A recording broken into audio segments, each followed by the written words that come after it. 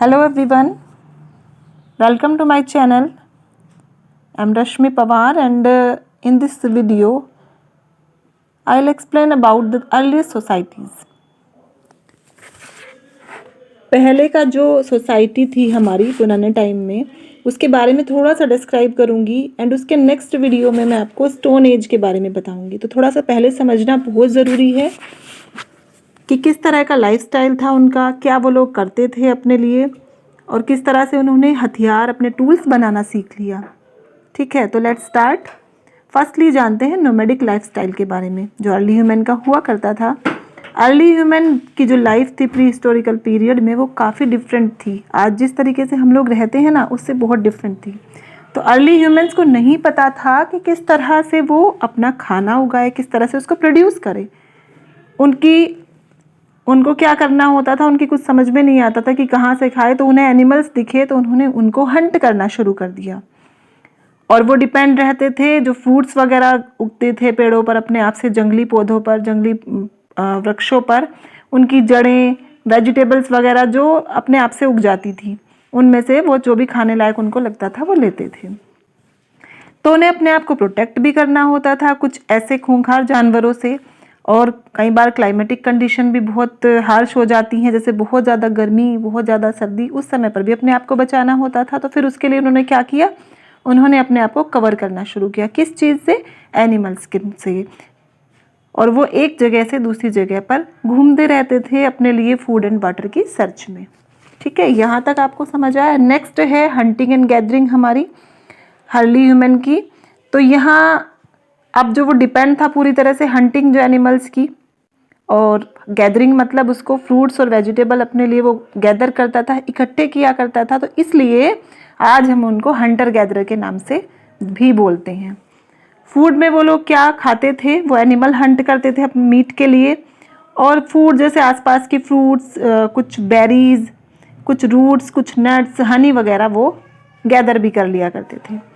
Shelter की बात करें एंड उनके क्लोथ्स की बात करें तो इस पीरियड में जो इंसान था वो नॉर्मली केव्स में रहता था, जो टीलों के नीचे, पहाड़ों के नीचे या कहीं ऐसी कोई जगह जहाँ उन्हें लगता था कि वो सेफली रह सकते हैं, वहाँ उन्होंने रहना शुरू कर दिया। तो उन्होंने अपनी छोटी छोटी, कई जगहों पर ऐसा भी मिलता है कि उन्होंने अपनी छोटी छोटी हट्स भी बनाई, कुछ तिनकों को जोड़कर, एनिमल स्किन्स को यूज़ करके, कुछ लकड़ियों को यूज़ करके, कुछ पेड़ों की छाल से, एनिमल्स की जो स्किन होती है उसको उन्होंने यूज़ किया अपने कपड़ों के लिए, ताकि वो अपने आप को, जो हार्श क्लाइमेटिक कंडीशन होती है, बहुत सर्दी में अपने आप को वो बचा सके, उसके लिए उन्होंने इन सब चीज़ों का यूज़ किया। फिर बात कर लेते हैं टूल्स की। तो अर्ली ह्यूमन्स को जो था वो जानता था एक बड़ी रेंज के बारे में टूल्स की, जिनको वो बनाया करता था स्टिक्स से एंड स्टोन से। कुछ हड्डियाँ भी वो यूज़ किया करता था, बोन्स भी यूज़ किया करता था एनिमल्स की, जो जिनको वो मारता था। और ये जो टूल्स थे, क्या ज़रूरत पड़ी थी उसको बनाने की, क्योंकि उसको प्रोटेक्शन करनी थी अपनी वाइल्ड एनिमल्स से। तो और दूसरी चीज़ थी कि वो टूल्स से पेड़ों को काटता था और हंटिंग में यूज़ किया करता था। तो टूल्स इसलिए बनाए उसने।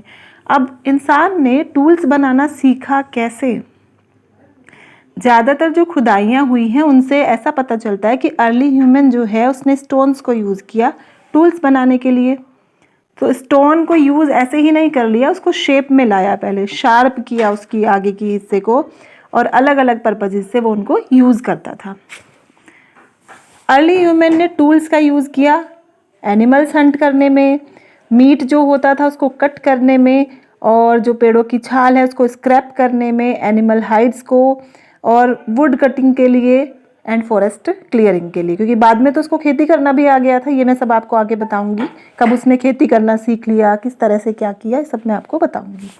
तो स्टोन टूल्स जो थे वो यूज़ किए उसने। उसमें कई टूल्स ऐसे भी हैं जिसमें उसने स्टिक्स से भी बनाए। ठीक है, तो हिस्टोरियन और आर्कियोलॉजिस्ट जो हैं इस पीरियड को स्टोन एज के नाम से जानते हैं, क्योंकि उन्होंने जो यूज़ किए टूल्स वो बहुत ज़्यादा यूज़फुल उनके लिए थे, कई तरह से वो उनको काम में लेते थे। तो इसलिए इस टाइम पीरियड को कहा गया स्टोन एज, क्योंकि ज़्यादातर टूल्स इस समय यूज़ हो रहे थे। अब टूल मेकिंग की भी कई टेक्निक वो लोग जान गए थे। एक टेक्निक थी स्टोन ऑन स्टोन टूल्स।